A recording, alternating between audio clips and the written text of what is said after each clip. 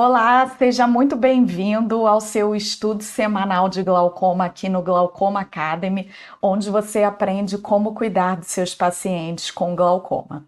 A aula de hoje vai ser uma apresentação de um caso clínico bem interessante e o foco desse caso é a dificuldade de classificação entre três diferentes formas de glaucoma. E classificar corretamente o glaucoma é muito importante porque é através da classificação que a gente conhece o prognóstico do nosso doente e que a gente pode escolher as melhores medidas terapêuticas que vão variar de um caso para o outro. E uma das coisas que influencia é justamente qual é o tipo de glaucoma que o paciente tem. Então vamos lá para o nosso caso. Eu trouxe aqui um caso de um paciente jovem masculino de 27 anos, branco. Ele chegou para mim com uma indicação de cirurgia de glaucoma e buscando uma segunda opinião sobre essa indicação cirúrgica. A história desse paciente é que ele já apresentava uma baixa de visão do olho esquerdo desde a infância, que até então não tinha um diagnóstico, e ele relatava um escotoma na visão central desse olho. Há 10 dias ele evoluiu com uma piora de visão desse olho. Depois de 5 dias com essa piora, ele buscou um atendimento de emergência oftalmológica, onde ele recebeu um diagnóstico de toxoplasmose. Foi iniciado o tratamento e esse paciente já relatava que nesses 5 dias de tratamento ele já apresentava uma melhora da visão desse olho. Mas, apesar da melhora da visão, ele estava bastante preocupado porque a oftalmologista anterior estava com dificuldade de controlar a pressão ocular e indicou uma cirurgia de trabeculectomia de urgência para esse paciente, e foi por conta disso que ele veio me procurar. Esse paciente ele já chegou então tratando essa toxoplasmose e pelo que vocês podem perceber aí do esquema de tratamento com clindamicina, pirimetamina e o ácido folínico, já deu para perceber que esse paciente tem uma história de alergia à sulfa e por isso esse foi o tratamento que foi iniciado pela oftalmologista anterior. Ele vinha também já fazendo uso de corticoide oral e tópico nesse olho esquerdo e também de uma combinação fixa de timolol com brimonidina. Na HPP ele realmente relatava uma alergia à sulfa e a visão do olho direito era de 20/20 sem correção e no olho esquerdo ele tinha uma baixa de visão, uma visão de 20/100.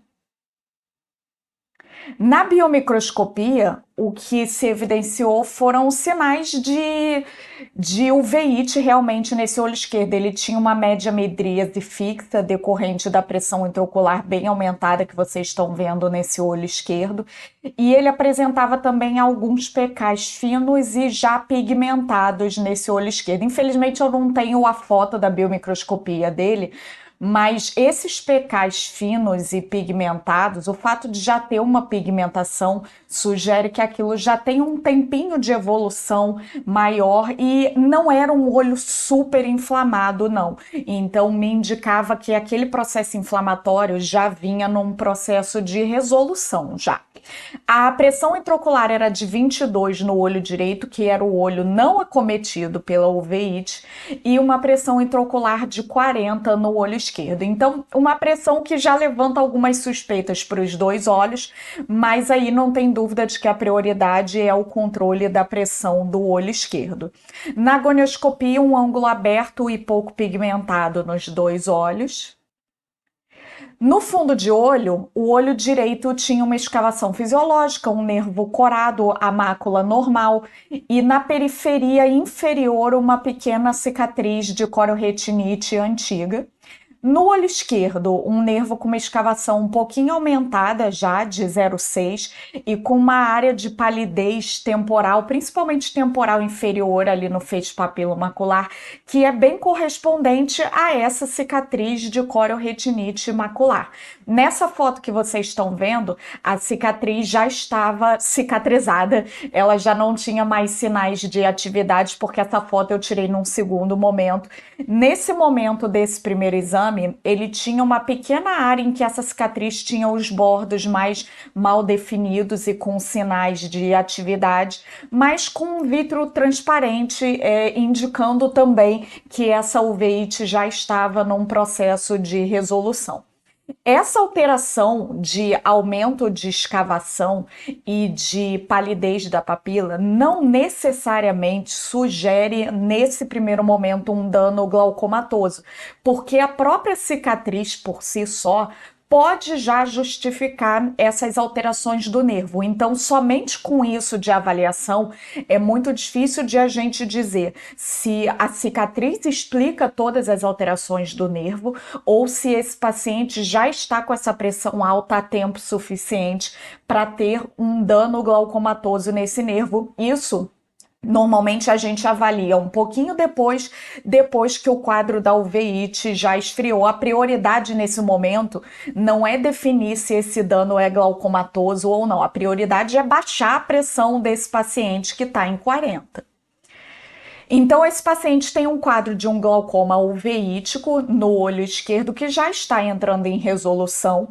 Lembrando que o olho direito, que não tem atividade da uveíte, tinha uma pressão intraocular de 22. Nesse momento, o que eu questionei é se essa pressão intraocular aumentada poderia ser um efeito cortisônico. Afinal, o corticoide tópico, ele estava pingando só no olho esquerdo, mas esse paciente ele estava usando um corticoide oral há 5 dias também. Então eu questionei se poderia justificar essa pressão um pouquinho mais alta do olho direito por esse corticoide. O olho direito, como a pressão estava 22, estava só um pouquinho acima do normal, eu optei por não me preocupar com aquele olho naquele momento e só observar. E aí o tratamento que foi indicado foi o tratamento para o olho esquerdo. Logo de cara, eu não indiquei uma TREC para esse paciente, que foi a indicação que ele me procurou, né? Por quê? Um quadro de uveíte que já está em resolução, não tem por que pensar em operar esse doente. Se a gente espera mais alguns dias, a tendência é por si só dessa pressão intraocular baixar. O que fez a oftalmo anterior indicar a TREC logo nesse quadro agudo para esse paciente foi o quadro de alergia à sulfa dele, porque a alergia à sulfa, além de modificar o tratamento da toxoplasmose, lembra que a acetazolamida, na verdade todos os inibidores da anidrase carbônica, inclusive a acetazolamida oral, eles são contraindicados em quem tem alergia à sulfa. O Diamox, ele não contém sulfa diretamente na composição, mas a acetazolamida ela faz uma reação cruzada com a sulfa. Então é muito comum quem tem alergia à sulfa fazer alergia com o Diamox. Então a indicação de TREC surgiu na ideia dessa oftalmo por conta dessa impossibilidade de usar o Diamox. Mas, sempre que a gente escuta essa história de alergia, a verdade é que a grande maioria dessas alergias não são verdadeiras. Eu resolvi explorar um pouco mais a história de alergia desse paciente, e a história que ele tinha era da infância, de ter tido uma dermatite em placas crônica. Então não foi um quadro alérgico agudo, foi um quadro crônico, e que numa biópsia de pele foi identificado como um quadro alérgico e que foi feito o diagnóstico de alergia à sulfa. Não me pareceu uma história muito forte. Era um quadro crônico, essa alergia da infância, não era um quadro agudo, não tem uma história de anafilaxia. Então eu questionei um pouco se esse paciente realmente tinha alergia à sulfa. E eu resolvi testar o Diamox. Eu orientei o paciente a tomar o remédio em observação e, se acontecesse qualquer coisa, procurar uma emergência clínica. E foi isso que a gente fez. A gente começou o Diamox, então, de 6 em 6 horas, com o paciente em observação. Iniciei o desmame do corticoide tópico, porque aquele quadro já estava em resolução, a câmara anterior era um quadro muito calmo já, e pedi para esse paciente voltar em 7 dias. Dei meu telefone, porque aí, se ele tivesse qualquer coisa mais grave de alergia à acetazolamida, para ele me ligar, e ficou tudo bem. Realmente aquela alergia à sulfa do paciente era furada. Depois de 7 dias ele voltou muito bem, sem nenhuma reação alérgica, melhorando já da queixa da visão, e com essa pressão intraocular de 21, mantinha a pressão limítrofe ali no olho direito. e uma pressão de 19 no olho esquerdo, lembrando que era 40 antes de iniciar o Diamox. Como respondeu muito bem, eu já diminuí a dose do Diamox para uma dose de 8 em 8 horas. Segui o desmame tanto do corticoide tópico quanto do corticoide oral. Eu não quis deixar esse paciente muito tempo com corticoide porque o quadro da uveíte estava indo muito bem e eu estava preocupada com aquela pressão muito limítrofe do olho direito, então eu quis reduzir o quanto antes o corticoide desse paciente, tanto oral quanto tópico, e pedir para o paciente retornar em 2 semanas. 2 semanas depois, ele voltou com uma acuidade visual sem correção no olho esquerdo de 20/100, que já era o basal dele. Ele referia que a visão tinha voltado para o que era antes. Então, lembra que ele falou que ele já tinha uma baixa de visão nesse olho desde a infância por conta de uma cicatriz antiga. A biomicroscopia já sem alterações nos 2 olhos, o quadro resolveu muito rapidamente, e a pressão intraocular de 18 e 12, e com isso eu segui o desmame do corticoide e comecei a reduzir também os hipotensores. Eu comecei reduzindo, na verdade suspendendo a acetazolamida oral, e aí eu substituí por uma dorzolamida tópica que ele seguiu usando em combinação com a combinação fixa de timolol e brimonidina. Pedi para ele voltar em 2 semanas para ver a pressão e seguir observando esse possível efeito cortisônico do olho direito. Como o paciente já estava bem melhor, ele deu uma sumidinha, né? Paciente jovem é sempre difícil de adesão terapêutica, de seguir o tratamento certinho. Então, como a visão voltou para o que era antes, ele deu uma desaparecida e ele só voltou depois de 1 mês. E ele já tinha suspendido por conta própria todos os hipotensores. A minha ideia seria ir vendo esse paciente e ir gradualmente tirando esses hipotensores, mas ele já fez o washout por conta própria dele, já voltou sem colírio nenhum, com uma pressão intraocular de 20 no olho direito e 22 no olho esquerdo, que era o olho da uveíte. O quadro da uveíte já totalmente resolvido e a lesão de toxoplasmose toda cicatrizada, câmara anterior sem nenhuma alteração. Nesse momento, eu comecei a questionar se esse paciente poderia ter um glaucoma primário, porque nesse momento ele já estava há um tempo razoável sem usar nada de corticoide. Ele já tinha aí mais de 2 semanas que tinha suspendido por completo tanto o corticoide oral quanto o corticoide tópico. E a pressão intraocular continuava ali muito limítrofe nos 2 olhos. A uveíte também resolvida. E aí eu comecei a pensar, poxa, será que esse paciente já tinha um glaucoma primário antes? E essa uveíte, esse corticoide foram só o que piorou e descompensou esse quadro que talvez já fosse crônico? Eu comecei a me questionar se ele tinha um glaucoma primário, que nesse caso, como ele tem 27 anos de idade, seria um glaucoma juvenil, ou talvez se ele tivesse uma hipertensão ocular já prévia.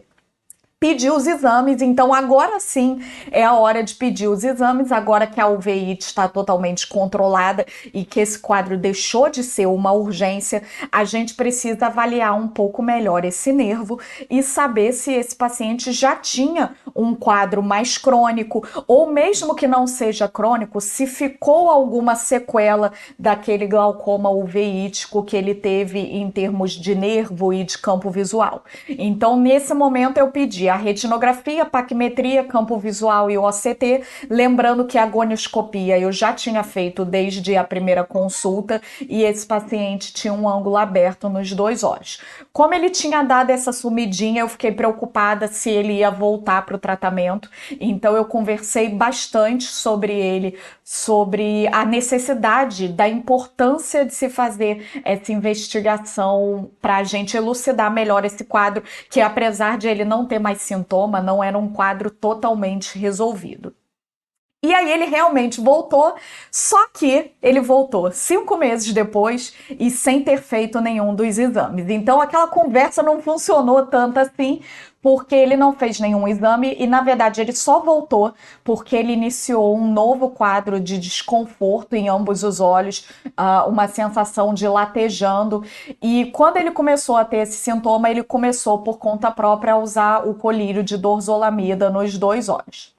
Ele chega para mim nesse momento com uma biomicroscopia sem nenhuma alteração nos 2 olhos. Então, a minha primeira preocupação quando ele disse que estava com dor era uma reativação da uveíte. Não tinha. Tanto a câmara anterior quanto o vítreo, fundo de olho, sem alterações, mas ele tinha uma pressão intraocular de 27 no olho direito e 17 no olho esquerdo. Lembra que esse olho direito é aquele olho que nunca foi sintomático da uveíte. Tem uma cicatriz antiga, mas esse olho nunca foi sintomático da uveíte, era aquele olho que sempre vinha com pressões limítrofes e agora ele chega com 27 e 17. Eu comecei a pensar mais fortemente nesse momento na hipótese desse paciente ter um problema primário, tá? Ele não tem um histórico familiar de glaucoma confirmado, mas ele tem um histórico familiar de alguns casos suspeitos na família, mas ninguém que trata glaucoma na família. Então, eu comecei a suspeitar que aquilo era primário, porque esse paciente ele não teve uma reativação da uveíte, ele não estava usando corticoide aí há 6 meses, não tinha por que esse pico de pressão intraocular no olho direito ser secundário nesse momento. É claro que quando o paciente tem uma uveíte, ele sempre pode ter um quadro crônico, mas não me parecia ser um quadro secundário nesse momento. Pedi novamente os exames, reforcei outra vez a importância da investigação. Eu conversei bastante tempo com esse paciente que ele precisava mudar a forma como ele estava encarando o tratamento dele e ele se comprometeu a levar mais a sério essa investigação dali para frente. A dorzolamida que ele vinha usando por conta própria, eu troquei por uma combinação fixa de dorzolamida com timolol. E aí esse paciente retornou depois de 1 mês com os exames feitos, mas relatando uma dificuldade de adesão terapêutica com o colírio. Ele disse que uma das gotas ele conseguia pingar muito bem, mas que quando ele pingava 2 vezes por dia, ele tinha muito efeito colateral de olho seco, então ele estava usando 1 vez por dia só a combinação fixa de dorzolamida com timolol. A PIO foi de 21 e 16, trouxe uma paquimetria normal, um campo visual sem alteração glaucomatosa, aparece ali no olho esquerdo o escotoma central da cicatriz, mas sem uma alteração glaucomatosa. Então, do ponto de vista do glaucoma, eu considerei esse campo visual normal. Na retinografia, a escavação do olho direito realmente não chama atenção, um olho com uma escavação pequena, apesar de que se a gente observa a camada de fibras nervosas, parece ter uma perda difusa de camada de fibras nervosas nesse nervo na região superior. Então, quando a gente observa o polo inferior do nervo, a gente vê aquele brilho da camada de fibras nervosas por trás dos vasinhos sanguíneos, que no polo superior não é tão visível assim. Então, apesar de uma escavação pequena, um nervo talvez um pouco suspeito para dano glaucomatoso. No olho esquerdo, eu dei o foco aí no nervo, então só apareceu a pontinha da cicatriz ali no cantinho na mácula, mas no olho esquerdo já tem uma escavação um pouco aumentada, com aquela palidez temporal. Então, o aspecto do nervo era o mesmo aspecto de quando esse paciente tinha chegado para mim naquele primeiro momento, em que fica a dúvida de se a cicatriz justifica todas essas alterações ou se tem um dano glaucomatoso nesse nervo óptico desse olho esquerdo. No ACT, esse paciente mostra alguns sinais glaucomatosos.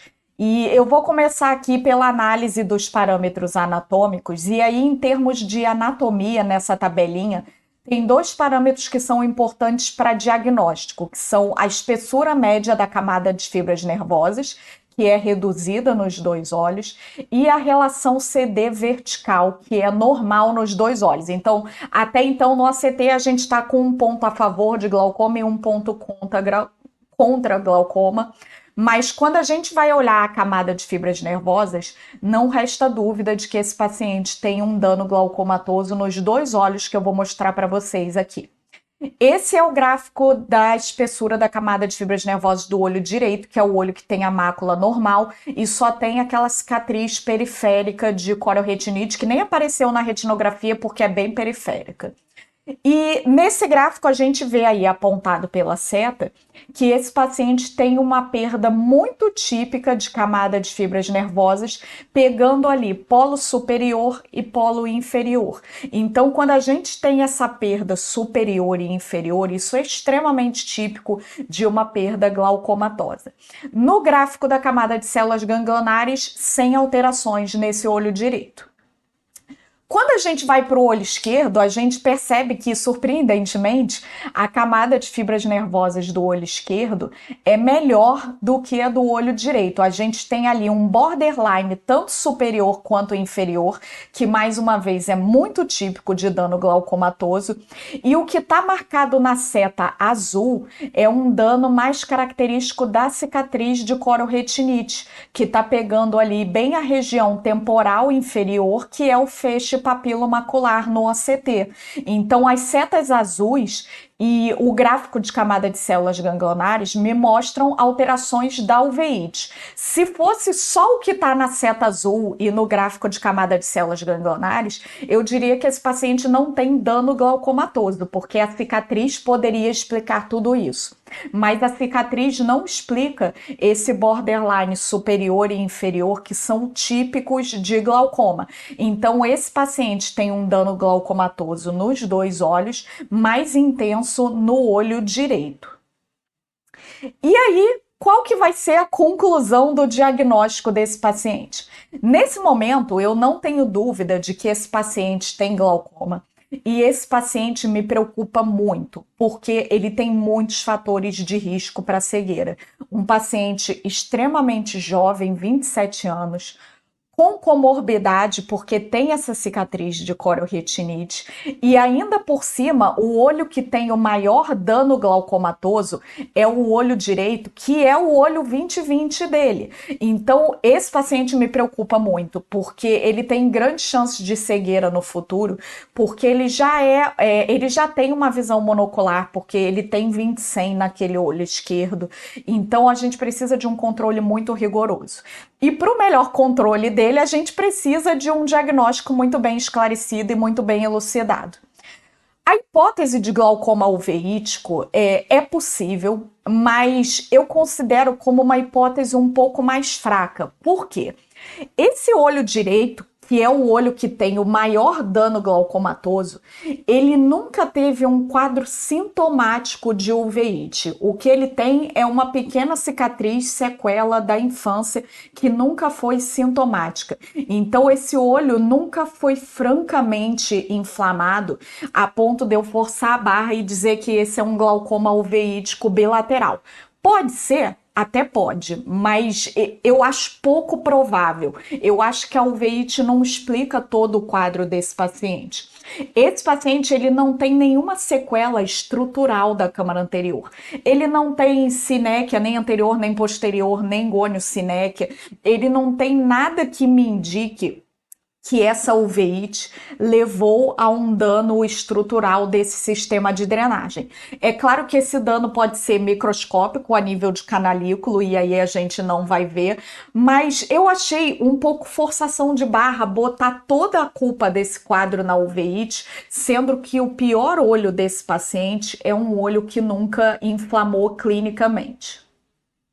O glaucoma cortisônico também é uma hipótese que eu também considero fraca. Por quê? Esse paciente, ele usou pouco tempo de corticoide e o OCT me indica um dano glaucomatoso de mais longo prazo, tá? Esse paciente usou 1 mês de corticoide há 6 meses atrás. E um glaucoma cortisônico, ele não tem um padrão de progressão tão rápido a ponto de, em 6 meses de doença, eu ver alterações tão marcantes no OCT. Então, o OCT me indica que esse quadro já vem há mais tempo. tá? Outra coisa que fala contra o quadro cortisônico é que quando esse paciente chegou para mim, ele só tinha 5 dias de uso de corticoide e ele já tinha pressão intraocular aumentada nesse olho direito. Então isso fala contra o corticoide. Geralmente, os picos de pressão cortisônicos a gente vê principalmente a partir de 10 dias, 2 semanas de uso. É claro que isso não é regra. Pode ser cortisônico? Pode. Esse paciente pode ter uma predisposição genética e que aquele corticóide que ele tomou foi só o gatilho para desencadear a doença. Então é possível ser cortisônico, sim, mas eu também considerei como uma hipótese fraca, porque tinha muita coisa falando contra o dano cortisônico. E a terceira hipótese é que esse paciente tenha um quadro primário, que aí no caso seria um glaucoma juvenil. O que fala contra o glaucoma juvenil é que na goniscopia eu não vejo aquele aspecto de digenesia do ângulo que é típico do glaucoma juvenil, mas que também não é obrigatório. Mas todos os comemorativos desse paciente me levam a ter o glaucoma juvenil como uma hipótese mais forte nesse caso. Ele não tem um histórico familiar de um glaucoma confirmado na família, mas ele tem um histórico familiar de alguns casos suspeitos. Tem outras pessoas que acompanham suspeita de glaucoma na família, mas não tem nenhum caso confirmado. Ele é o primeiro caso confirmado na família. Então, o histórico familiar fala contra, porque o glaucoma juvenil, ele tem um histórico familiar marcante e conclusão, tenho 100% de certeza? Não, não tenho, tá? E é possível até que tenha uma confusão entre muitos desses fatores. Até porque o glaucoma cortisônico, ele precisa ter uma predisposição genética, então pode ser que tenha um componente genético envolvido, mesmo que não seja primário. Então, o mais provável é que esse paciente tenha uma confusão dessas 3 etiologias. Eu dei para ele um diagnóstico de glaucoma juvenil porque esse quadro dele todo me dá indícios fortes de haver um quadro primário por trás disso. Mas certamente ele tem um componente uveítico e talvez ele tenha um componente cortisônico, talvez, envolvido. É muito provável que nesse quadro a gente tenha uma mistura aí desses 3 fatores e que dificulta bastante a gente pensar em como que a gente vai conduzir esse caso. Qual que foi a minha conduta? Esse paciente ele teve uma dificuldade de adesão terapêutica com o uso da medicação 2 vezes por dia. Então, eu troquei por uma prostaglandina, que é uma medicação de uso único. Com toda essa história de paciente jovem, prognóstico ruim, eu não posso deixar de pensar numa trabeculoplastia para esse doente, porque a trabeculoplastia, comprovadamente nos estudos, ela dá melhor controle de longo prazo de doença do que o tratamento com colírios. Então, paciente jovem, ainda mais nesse caso que o prognóstico é preocupante, a trabeculoplastia ela sempre surge como uma possibilidade para mim de tratamento inicial. Ainda mais levando em conta que esse paciente não era o melhor paciente em termos de adesão terapêutica e que quando eu conversei com ele sobre os efeitos colaterais da prostaglandina, ele não ficou muito feliz com a ideia das alterações estéticas. Então, eu prescrevi a prostaglandina e já conversei com ele sobre a trabeculoplastia. Uma ressalva aqui, tanto a prostaglandina quanto a trabeculoplastia são contraindicados em caso de uveíte. Mas esse paciente não está em atividade de uveíte nesse momento. Nesse momento o olho está totalmente calmo e a uveíte dele é infecciosa, a gente tem que ter cuidado porque pode sim facilitar uma reativação, mas eu não vejo por que privar esse paciente dos 2 melhores tratamentos clínicos que a gente tem, sendo que a uveíte dele está totalmente controlada, tá? Então eu prescrevi uma prostaglandina Conversei com ele da gente ir pensando na possibilidade de uma trabeculoplastia num futuro bem próximo. E ele vai retornar em 40 dias para ver como é que ficou com a prostaglandina. Essa última consulta foi essa semana, então eu ainda não o vi com a prostaglandina para pensar se a gente vai manter essa prostaglandina ou se a gente vai já fazer logo a trabeculoplastia. Mas esse paciente é um paciente que precisa de um acompanhamento muito próximo. Então, na verdade, todo paciente jovem, a gente sempre deve ter um cuidado a mais nesse acompanhamento. Ainda mais nesse caso em que a gente tem essa confusão de fatores aí desencadeando esse aumento da pressão intraocular, não tem dúvidas de que esse paciente precisa de um tratamento bem rigoroso para prevenir a cegueira. Se você ficou com alguma dúvida sobre esse caso, ou se você tem algum caso parecido, se você tem uma sugestão aí para me dar uma ajuda nessa condução, me manda uma mensagem aqui nos comentários. Vocês me encontram também no Instagram do Glaucoma Academy, que é um Instagram para você, oftalmologista, e no Papo Glaucoma, que é minhas redes sociais para pacientes. Até semana que vem com mais uma aula para te ajudar a cuidar de seus pacientes com glaucoma.